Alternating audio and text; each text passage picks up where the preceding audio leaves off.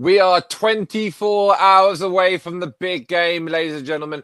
A whole season from September until this very moment has built to find out who is the best of the best of the best. And we have at Super Bowl 60, the New England Patriots chasing ring number 7, taking on the Seattle Seahawks, chasing ring number 2. Gents, this is hardcore Super Bowl talk here. We're joined as always by Hendo, Baby, and the Heartbreak Kid himself, Jack Michaels.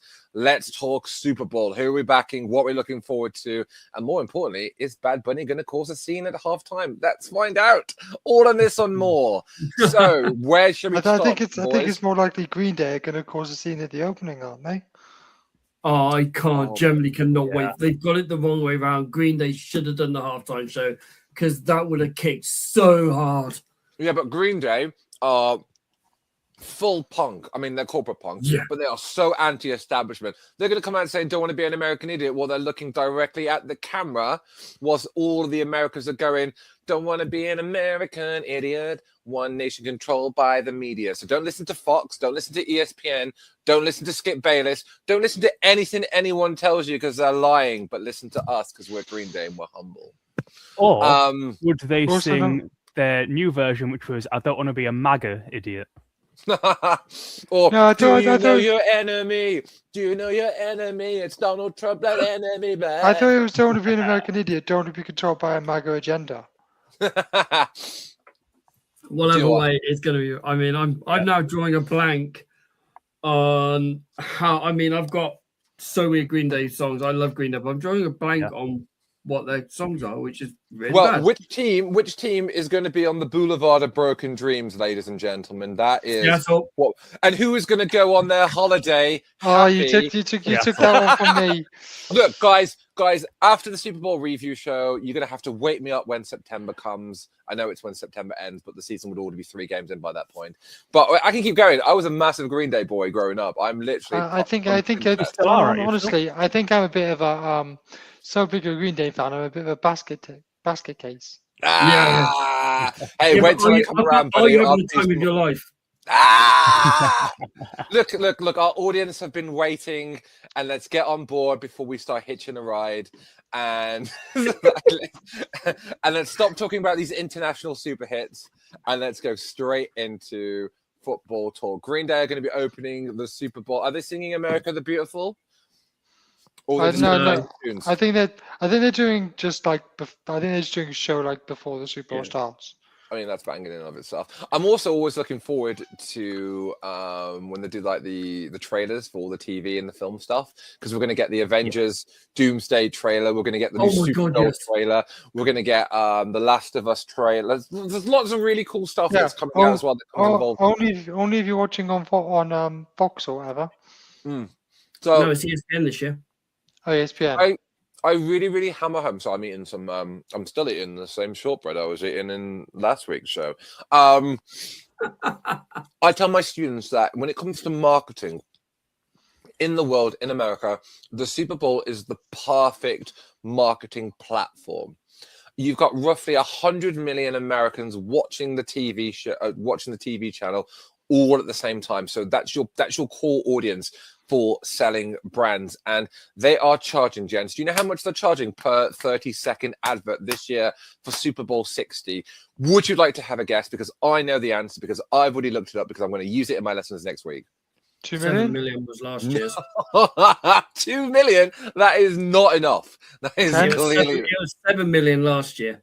10 million? This year, 9. This year, it is Jack's closest, 9.5 million per 30 seconds. So if you have a full cinematic trailer like Avengers Doomsday will be, which is probably going to be about like the 2-minute mark, you're forking out close to 40 million for a 2-minute advert. Insane. What if your advert is 31 seconds? You always go up. So I mean, perfect kind of like timing. The BBC do this as well in terms of you either go under or you're on the spot, on the dot. So we've just had insight into Dale's love life. So that's literally that's exactly how it's going to work. 9.5 million for 30 seconds. I mean, some people might say it's extortionate, but it's the going rate. Studios and TV stations are willing to pay. I mean, not just like the film and TV, they also do like a lot of car adverts, alcohol adverts. I mean, especially over here during the World Cup, the highest TV ratings per every 2 years is when England are in a national, competition. That is the peak cinema, so the peak audience for the UK. So when you watch the England games on TV, whether like the qualifiers or Euros or the World Cup, you always get the big brands that pay a lot of money because that's where your huge audience is all going to be all at once. So there's quite a lot to unpack there. But I like for the I just love the trailer. So should we talk about the game, gents? I know I waffle and I know I keep going back around to it, but shall we talk about what we're looking forward to in the game? What are some of our talking points? So we are having a rematch of the 2015 Super Bowl where Seattle decided to throw the ball on the 1 yard line instead of running it. And I have seen a video of the offensive coordinator going, let's change the questions. How many times am I going to get answered this question today? Am I going to run the ball on the 1 yard line with 30 seconds to go? Is this a slam dunk Seattle win? Let's get a start. I want to stay as impartial as I purely can on this, while wearing my Patriots top, while wearing my Patriots joggers, with Patriots paraphernalia all around me. No, I don't think it's a slam dunk. I don't think it is at all. I actually think it's going to be a lot closer than a lot of pundits are pulling for. Yes, Seattle have a very consuming defense. Yes, they have a very, very above average, if not top tier offense. But, and I said this during the AFC Championship game when some of our co-hosts weren't as complimentary towards the Patriots as I were, or Hendo was.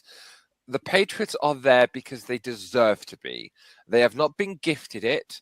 They have not been handed it. You do not go on the run. You do not get to the playoffs. You do not win your division. You do not get to the Super Bowl because you have just been gifted it. It's not a foregone conclusion. And I don't know really who I'm voting for in my heart of hearts. I said on Andy's prediction show, who I never didn't want to win.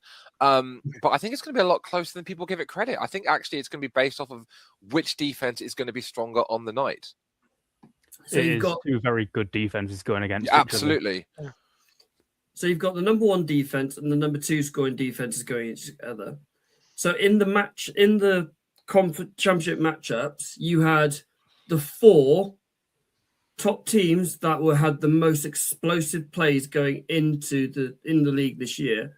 You now have the top two teams with the most explosive plays this season in the Super Bowl.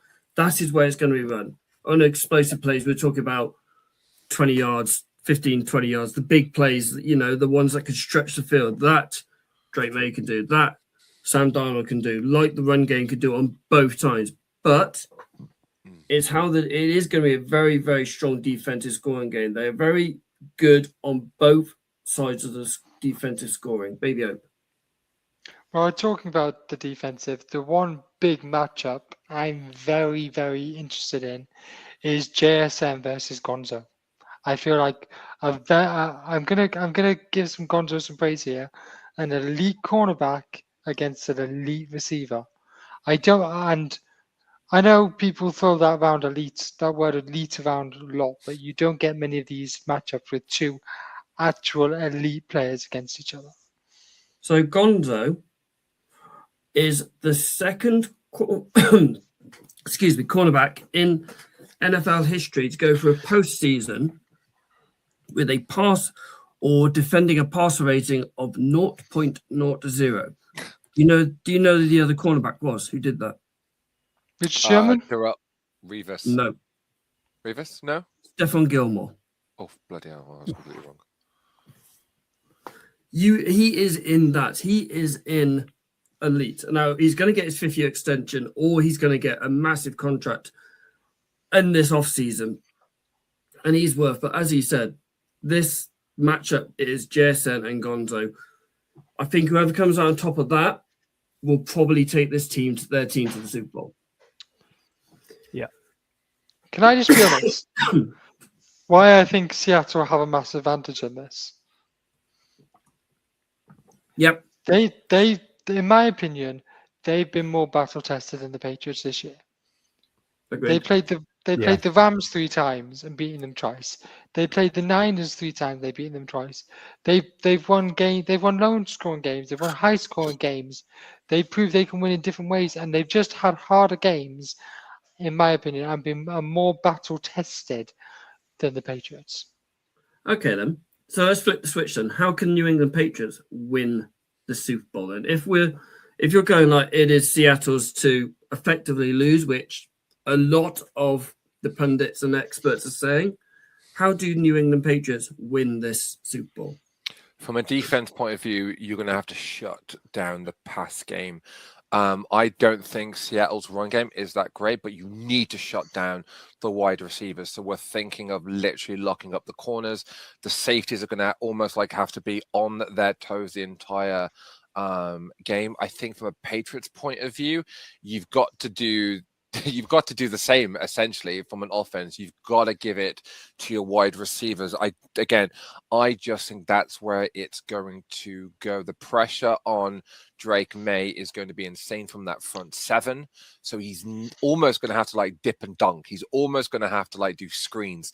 He's literally going to be doing check downs just to get the ball moving. You've got to keep that chain moving. Don't let them stop you too many times. Keep the ball moving. You will wear them down. These are not Iron Men on that defensive side of the ball. You wear them down. They'll make mistakes, and you're playing the long game. You're not going to beat them in the first quarter. You're going to beat them in the fourth. Wear them down. And that's me being that's my tactic. And that's what I say to my students in the teams that I coach. You wear them down. I say to them so many times, and you've heard me say this, Hendo, if the first play is you trying to throw the bomb, that is 3 seconds. Well done. You scored a touchdown. You're off the field. You're not controlling the game. You're giving the ball back to them. So your coaching philosophy is very different. Mine's go, right, we attack with pace, in numbers, and literally take them out the game early. It's a 4-quarter game, Hendo. Like, if I was playing 1 quarter, 15 minutes, I would be like, I'm going to outscore them. But because I think as I've gotten older, I've become more of I'm an offensive-minded coach, but I'm very defensive-orientated. I like to preserve and consume. If I've got the ball, I am in control. So if I'm in control of the clock, I'm running the clock down. I'm keeping hold of the ball. And as long as I have hold of the ball, they don't, and they don't have control of the game. And that's how I think Mike Vrabel really needs to take it to Seattle. If you do not think man-to-man, you can go up against them in terms of talent on talent, or speed and speed, or strength and strength, wear them down. Like, we have seen teams win Super Bowls, win championships, or just win on a Sunday because they have been able to wear down the opposition. They call it the witching hour for a reason, because that's when teams get tired. That's when their eye gets off the prize. That's when, that 4th and inches suddenly feels like 4th and long. Like that's literally what we're talking about. And I'm just really sorry. When you said about this, get me really, really excited about that. I really hope it comes down to that 4th quarter, kind of like almost like a gunslinging game between the 2 quarterbacks, but it shouldn't. But I think if they play their cards right, the Patriots should wear down the Seattle defense. That's the only way you're going to stop them. Baby shit on everything I say now. No, I'm not going to do that. I'm just going to say I think the way New England win this game is win at the line of scrimmage. They need to make sure they protect May well and make sure that they get into Darnold's face and affect the passing game of Seattle. They need to lock up JSN. They need to lock up the other one, Cooper Cup. They need to not good gap integrity when Kenneth Walker's running the ball and get in Darnold's face when he drops back. If they do that, protect Drake May, I think that's the best way for the Patriots to win the game. Yeah, and vice versa for Seattle. You're going against the number 1 rush defense against the number 2 rush defense. You're going against New England Patriots as the top 10 rush offense against Seattle's rush at the top 15 rush offense. You know, since Ramondre Stevenson come back from injury, he is leading the league in plays over 20 yards. Yeah. It is ridiculous how good he's come back. And that is how New England are going to win the game. And it is getting Mondre, feed Mondre, let him run that ball, let him grind that in, like he did in the second half against Denver. Just keep feeding Mondre. Just keep feeding Mondre. Just run it that way. And so do you think Mondre is your number 1 running back at the moment? Yes.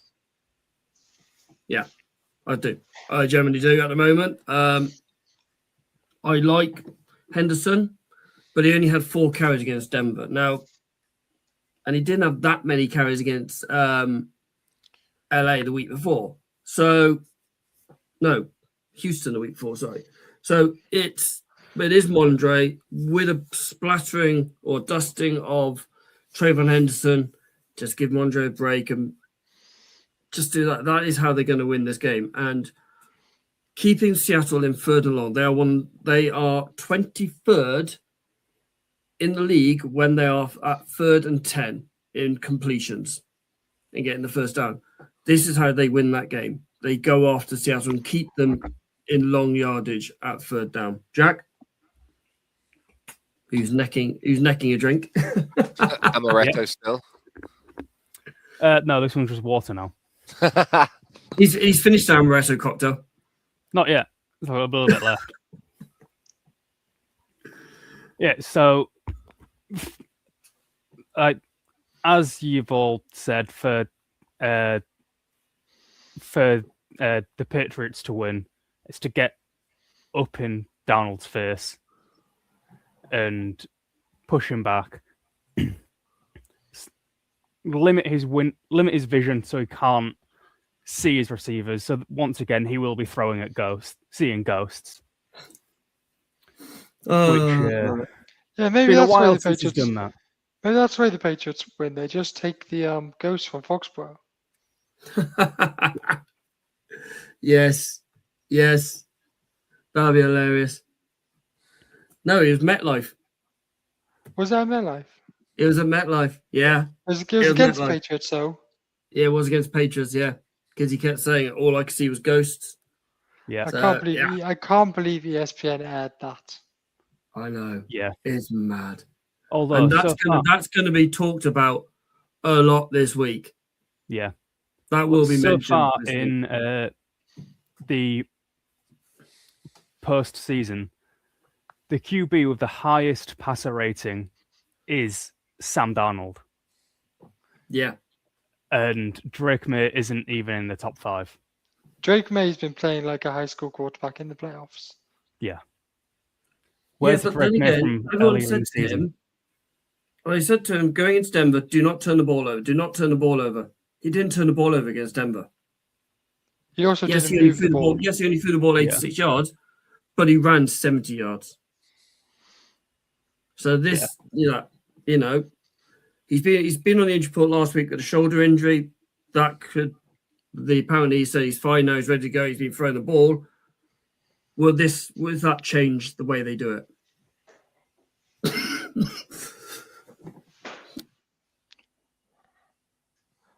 Ollie's dying in the corner. I think Drake May will be better in this game because there won't be weather conditions. He shouldn't be. There probably will be some nerves, but he should be a bit more settled in the playoffs now. Now he's played 3 games. Obviously, it's a Super Bowl, which is massive, but it's also Darnold's first big playoff run too. So I would imagine they'll both be nervous. But if New England need to win this game, they need to win the turnover battle too. Agreed. And you've got to remember, there's more pressure on Darnold because he is the first quarterback of his draft class to get to the Super Bowl. Yeah. Yeah. Can I And ask you know the something? names in his draft class. Baker Mayfield, Josh Allen, Lamar Jackson. Yep. Josh Can I Rosen. ask you a question, Jack? Can I ask you a question, Jack? Yes. How does it feel to see your former quarterback and then the quarterback your franchise openly wanted in the Super Bowl?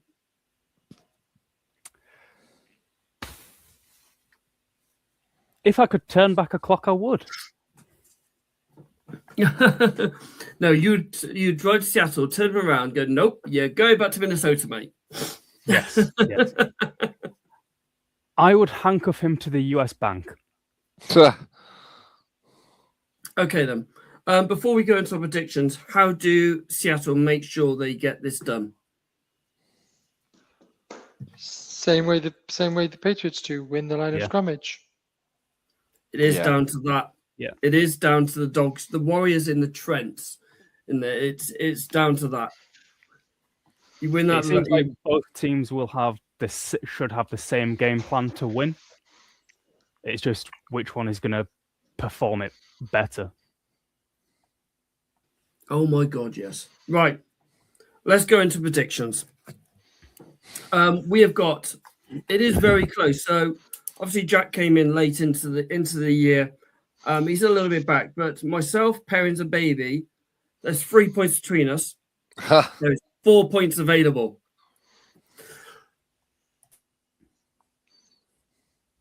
Yep, that's exactly what we're saying. Yeah. So what are the scores? I'm on 54. You and Perrins are on 51. Yes, the comeback. Jack is on 39, but he missed about 6 weeks. Something Yeah. like that, yeah. I missed quite a bit. So let's start off with, we've got the winner, your MVP, the team with the most passing yards, and the team with the most rushing yards. Jack, give us your winner first, please, my friend. Seattle. Boo. Parents? What in terms of which one, the outright winner or The outright winner, mate. Oh, do you know what? I'm going to go with New England. I actually really want New England to win. Baby? Seattle. No, well, you're a bunch of turncoats. That's what you lot are. I'm a patriot. I mean, I can't not go with my I mean, you boys. can. On this one. Cough, cough, cough. You're right. I could. And if it ever goes muted while Hendo's mid-sentence, or it feels like he's bridging onto something, it's because he's currently coughing. He I'm gonna can't be back believe in- his luck. Yeah, I'm going to go grab some water. I'll be back in a second. So we'll fill some dead air. So, I have something actually, Phil. Oh, go on. So, since the Jets won the Super Bowl with Joe Namath, Oh my god. What was it? Oh my god, I know what you're Years going to ago. talk about, and I'm going to let you Yeah. do it. Go. Curse. The So, Joe Namath curse. Tell us the Joe Namath the curse. Joe Namath curse. So, whenever Joe Namath has touched the Lombardi, that franchise has never gone on to win the Super Bowl since. It's happened pretty much to every team that has won and not got anywhere since. So, It tell me if happened I'm to so- the Patriots. I was going to say, tell me if I'm wrong, but the teams that he has awarded the Super Bowl to that haven't won it since have been the Jets, but then that is the curse of the Jets anyway. They won it once in '68 and never again. Then you've got the Patriots that you said. You've also got the Steelers hmm and the Packers were the other one, I believe. I think there might have been one more, but I can't All remember. right, who. then, if that's the case, I want to say it's the Broncos. Oh, yeah, it was Denver. Yeah. Because I'm sure he was there for Super Bowl 50 when it was Broncos, Panthers. Yeah, and I think Yeah. he was there for it. So I think it's those 4 teams that he has touched or handed over the Super Bowl trophy to that have not won since. So there's a good chance that the Joe Namath curse might be broke this weekend. Not for the Jets. Sorry, you've got an eternal lifetime of sucking to look forward to. But it could be broken for at least one team in the northeast of America. So when I watched the video on that, Jack, I don't know if we probably ended up Yeah. watching the same Probably, video. yeah. And I was like, actually, that's kind of sick. And then I did a little bit of looking into it, and yeah, it's actually legit. I'm a big fan of sports conspiracies and sports superstitions. Oh my And God, yes, like you are. the whole thing as well with the whole thing with the Browns, with OJ Simpson. I think that's amazing. No, not OJ Simpson. That's like Jim Brown. Sorry, not OJ's his own problem. Yes. And so it's Jim Brown. When they got rid of him, he allegedly said that they'll never win another trophy or they'll never win another Super Bowl without me. Lo and behold, they haven't as well. So I think that'd be oh, you know what? That might be a good episode for us to dive into with our paranormal caps in the off season. Isn't that going to be the teachers' lounge? To be fair, I might do if nobody wants to bite on this format. I might go on another format and actually do a bit of deep diving. Right, should we get back into it? Yeah, I've stopped dying now. So yeah, so that's Joe Namath Curse. Thank you so much, Heartbreak, for telling us that. I will edit that and put that one in separately. Right, MVP. Obviously, there is 106 players to choose from, gentlemen. Who is your Super Bowl MVP predictions? Stephon Diggs. What a shot that is. Well, I mean, I'm not going to go for Darnold because I've already predicted the Patriots to win. So I'm gonna go with a non-quarterback to win the Super Bowl, and a non-quarterback to win the MVP, and it's going to be Stephon. Stephon's going to this is Stephon Diggs' dream, by the way. He went to the Patriots to play for a championship team. And if anyone saw the aftermath of the AFC Championship game when the Patriots won and they cut to him and he was almost in tears, he might have actually ended up crying because he's living the dream of he actually gets to play in the Super Bowl. I mean, if he gets a ring, he'll ask Cardi B to be his wife, to marry him. Amazing for him. Amazing for him. I mean, back in the 80s, quarterbacks would just say they're going to Disneyland. Now we've got star players marrying rappers, quote unquote. So, I mean, yeah, I think I'm going to go with Stephon. I think when Odell Beckham Jr., showed up when the Rams won it a couple of years ago, and he was anonymous throughout the majority of the season. He showed up, he got injured and he didn't finish the game, but he was amazing when he was on the field. He would have been MVP that year. Yeah. Stephon's going to bring it, and I've waffled on enough, but it's going to be Stephon. Jack? I think it. Well, I have to follow the same route as Phil, as I picked the Seahawks, so I'm going to have to pick a Seahawk. I think it's going to be JSN. Yeah. Good holler. Baby Hope. Well, I said the Seahawks, but I'm going to go down a defensive route and say Leonard Williams. Oh, wow. Wow. I'm also going defensive side of the ball, and I'm going Gonzo. I reckon that guy's going to come up clutch. So I'm going for Gonzo to win MVP. Ooh. And if it's a defensive MVP, we know we're in a low-scoring Super Bowl game. I know. None of us said a quarterback. No. Yeah, I don't think it's going to be a quarterback. It won't be. I think out of the two, you're probably going to give it to. You probably lean towards Darnold, depending on how it goes. But I don't think it's going to be a quarterback. I don't think it's going to be a quarterback MVP. I want to start off with team passing, and I'm going with Seattle, who will have the most passing yards in the game. Baby O? I want to double down on that, Seattle. Yeah, I'm going to say Seattle. Yeah, Seattle. And rushing yards, Baby O? Patriots. Yeah, Patriots. Yeah, I'm going to triple down on Pats as well. And Jack? Yeah. Patriots. So basically, we're saying the Pats have got a better rush offense, and Seattle got a better passing defense. I just like to clarify. If Charbonnet was fit, I would be saying Seattle for both. I don't know. I just think the 1-2 punch for the Patriots is better than just Kenneth Walker on its own. Oh no, I agree with that one. you need that 1-2 punch. It is better for them. But yeah, I completely agree. Right, one more thing really quickly. Let me just find what I am looking for. Baby, where is it? Where has it been hidden? Where's the button? I don't know. There it is. Got it. Baby's bets, baby's bets, the place to win, no regrets. Baby's bets, baby's bets, your fun begins, it never rests. Spin the wheel, feel the thrill. Baby's bets, you know the drill. Click and play all the way. Baby's bets makes your day. Baby's bets, say it loud, don't forget it. Baby's bets, the name that's your best bet.